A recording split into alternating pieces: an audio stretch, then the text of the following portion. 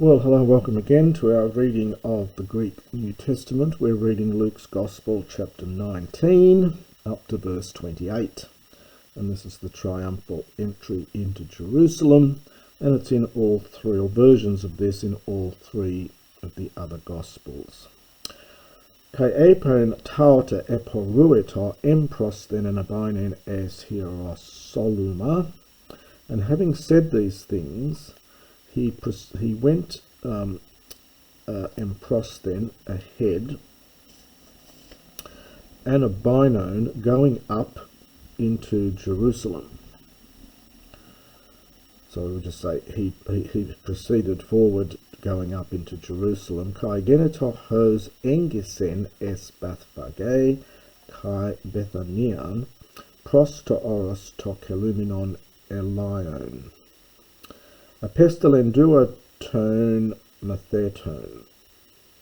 And it came to pass that when he drew near from Engisdo, he drew near into Bethphage and Bethany, to the mount, the one being called of Olives, so that which is called the Mount of Olives. A pestilend he sent two of the disciples, Legon, saying, Hupagati esten kat enantikomen, en ho es paromenoi huresati polon de demenon, ef hon udes po potianthropon ekatisin, kailusantes auton agagete. So saying, depart or go into this village opposite, kat enanti, into this village opposite us, in which entering in, it's present participle, entering into which huracity you will find, future from heurisco, a polon, this is a cult, foal perhaps, dedemenon, tethered, tied up, so this is from deo, perfect passive participle, tethered there or tied up, on which udes no one ever of men ekathesen has sat. Kai lusantes, having loosed it, agegete, this is the aorist imperative, strong aorist imperative from ago, and lead it, bring it here. Kai eantis humas erota, diate luete, hutos erete hoti hokurios autu creon eche. And if someone asks you, dear te, on account of what thing, so why are you releasing, why are you untying it, you will say in the following way, you will speak thus, and then hoti for inverted commas, so you will say that, the master, eke, has need autu of it. Apelthontes de hoi apestalmenoi huron kathos apen autois. And having gone off, those having been sent, they found, understand it, kathos, just as apen autois, he said to them. Duonton de auton ton polon, apen hoi curio auto prosautus tilueta ton polon. And as they were untying, genitive absolute, as they were untying the colt or the foal, so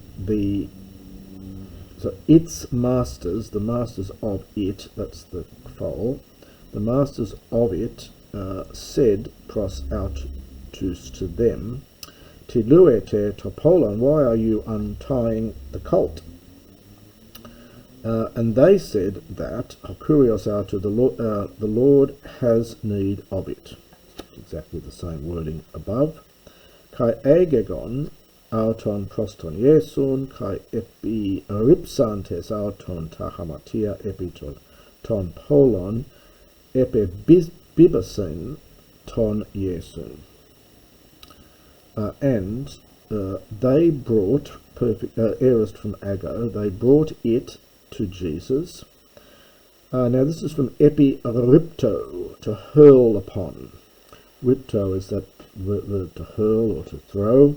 So having cast or thrown their garments upon, and we get epi repeated, upon the foal, ebibasenton Jesu, this is from Epibibasdo, they caused Jesus to get onto it, so they perhaps helped Jesus onto the foal. So embibasdos, to cause someone to mount, that's what I was looking for. So they mounted Jesus on it. Porua menu de autu hupastron nuon tahimatia auton enter hodo. Genitive absolute, and as he was going, we're not told who that they are here. This is from hupo stronuo. This is a later form of a classical word from stronumi. It was an old me verb, and it gets regularized in later Greek, so you get stronuo, and this is hup, there's stronuo. So as he was going along, they strew their garments on the road underneath. So they threw down their garments on the road underneath as he was going. Engidzon testa autu aide proste katabase to orus ton elion exoto hapan hoplethos ton methaton keronkes einen ton theon phone megale peripasson hone aidon dunamenion. Genitive absolute again, and as he was drawing near, well, Ade means now, but at that time, as he was drawing near then, to the catabasis is the descent, the going down from the Mount of Olives. So as he was drawing near, or as he was about to go down from the Mount of Olives, exantot from Archemai, they began. The subject, this is slightly odd Greek here. The subject is hapantoplethos, which is singular. We get a plural verb, and the reason is that it's singular in form, but it's plural in meaning. So the whole multitude of the disciples rejoicing, they began to praise God with a great voice, regarding all the mighty acts, which, it's been put into the genitive by attraction, which they saw. Legontes, saying, eulegomenos ho erkomenos hobasilius in onomati kuriou. Again, this is a quotation from Psalms, but they've changed it a little bit. So, blessed is the one coming, the King, in the name of the Lord. And there are variant readings on this as well. You can have a look at the commentaries on this. And then they've added in, which is not in the Septuagint, en urano arene kai doxa en hupistoi, and peace in heaven, and glory in the high places, in the highest places. Glory in the highest. Kai tines ton pharisaion hupatu oklu epan prosauton didaskali epitimeson tois mathetais su. And certain ones of the Pharisees from the crowd, they said to him, Teacher, rebuke your disciples, from epitimao. Kai apokrithes epen lego humin ean hutoi siopesusin hoi lithoi kraxusin. And having answered, he said, I say to you that if they... Now we get aeon here with the future, which is an interesting, not with the subjunctive. We don't get that terribly often, but aeon with the future. So if they will be silent, from siopao is the verb, the stones, kraxusi, will cry out, from krasdo. Kai hos engisen idon ten polin eklausen ebauten. And when he drew near, having seen the city, he wept over it. This is from Clio. You get a vowel gradation. Eklausa is the aorist from Clio. Legon hoti, saying that a egnos ente hemerataute kai su tapros erene.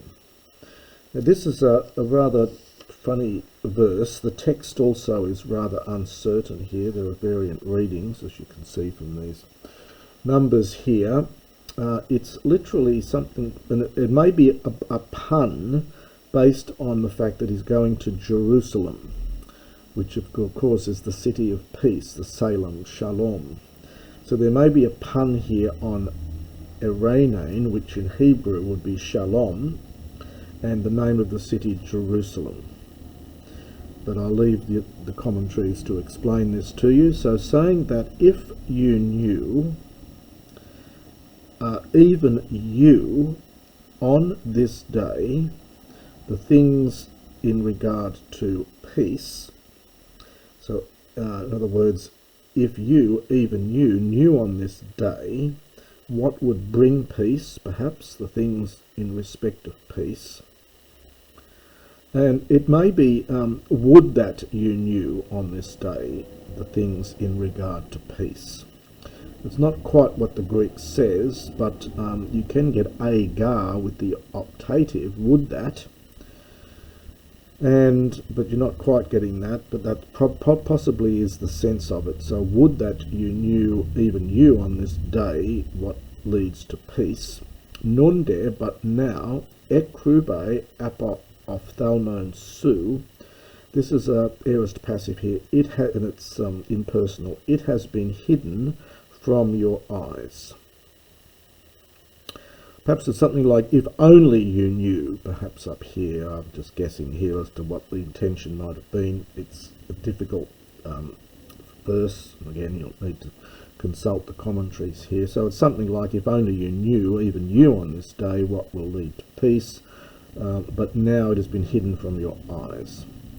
Hoti hexusi hemerai epise kai parambalusi hoyek through su karaka.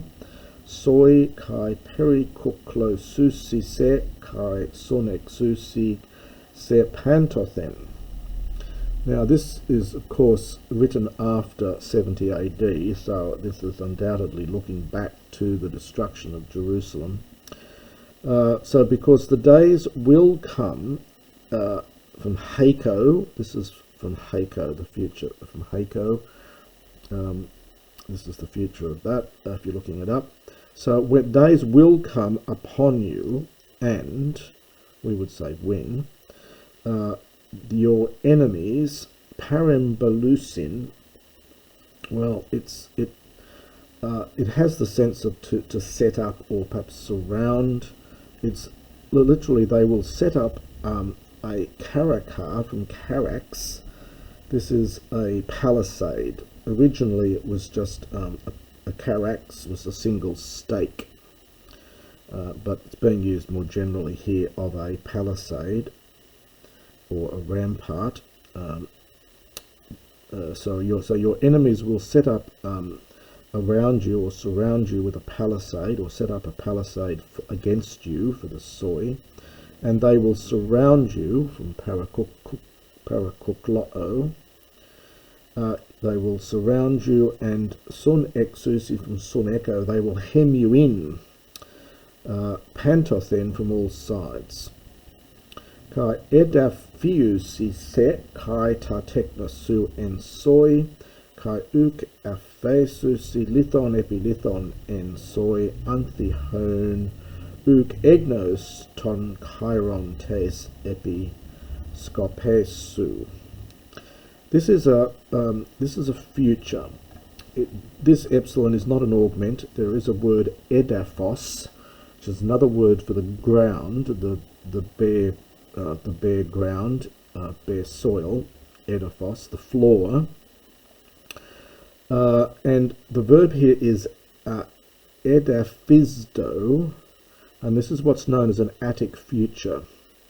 So you get an intervocalic sigma that disappears, and you get a contraction there as well. So the verb is edaphisdo, and it means here to dash to the ground, that they will ground you, they'll knock you to the ground. And your children, ensoi, probably with you, kai uk aphesusin, and they will leave from aphiemi, sorry, they will not leave, a stone upon a stone. Ensoi, well, is we're talking to Jerusalem, the place, and so it's in you. So in you, city of Jerusalem, they will not leave stone upon stone. And hone, probably something like because you did not know the chiron, the time or season of your episkopes, literally of your visitation. In other words, you didn't know what was about to happen to you. A complicated set of verses there, which I'll leave you to look at the commentaries on. The next final little section of this chapter is the cleansing of the temple, which occurs towards the end of Matthew's Gospel and much further on in Mark, but is interestingly right at the very beginning of John's Gospel in chapter 2, and here it appears again towards the end when Jesus arrives in Jerusalem. Kaies elthon es to hieron exoto ekbalain tus poluntas. And having entered into the temple, he began to cast out those who were selling from polio. Of course, at this stage, you had to buy temple money, you had to pay money over to buy sacrifices and things. So there were lots of people selling there. Legon autois gegraptai, saying to them, it has been written, Kaiestai ha oikos mu oikos prosukes, and my house will be a house of prayer. And of course, we have a quotation there. I think it's from is it from Isaiah, I think. Humester auton epoiesetis speleon leistone, but you have made it into a speleon, as a cave. We get speleology from that. Into a cave of thieves, leista. This is leistais, it's a first declension masculine noun. Into a den of robbers, it's often translated, but speleon is really a cave. Perhaps it comes to mean den by this stage. Kai, in fact, this quotation, it's partly the quotations from Isaiah 56 and Jeremiah 7. Kai andidaskon, and he was teaching to kathemeron ente hero. He was teaching daily. We normally just get kathemeron for daily. This is just put a top there. It's just part of the idiom. So he was teaching daily in the temple. Hoi de archihires kai hoi grammates, et setun auton apolesai kai hoi protoi tu lau. So he's teaching daily in the temple, and the chief priests and the scribes were attempting to kill him, to destroy him, both those and the protoi, literally the first men of the people, so the leaders of the people. Not quite sure who these are. Obviously they're meant to be the movers and shakers, but it just says the leading men of the people. Kai uk huriskon tot ti poiesosin holas ga hapas epikrema to autua kuon. And they did not find tot, well, the tot goes with the t, that thing, what thing they might do. So they couldn't find any way of doing it, is the sense of it. They did not find the thing which they might do, or what they might do. So they couldn't work out what they could do. For the laos, hapas, for the whole people, and it's singular grammatically, so hearing him, ex ecremata, literally were hanging from him, were hanging on him, hanging off him, we might say in English. The verb here is kremamai, which is again a late form of kremanumi is the old form of the verb, and it gets regularized into kremamai, and we've got an X in front as well. So they were hanging from him. And that's the end then of chapter 19.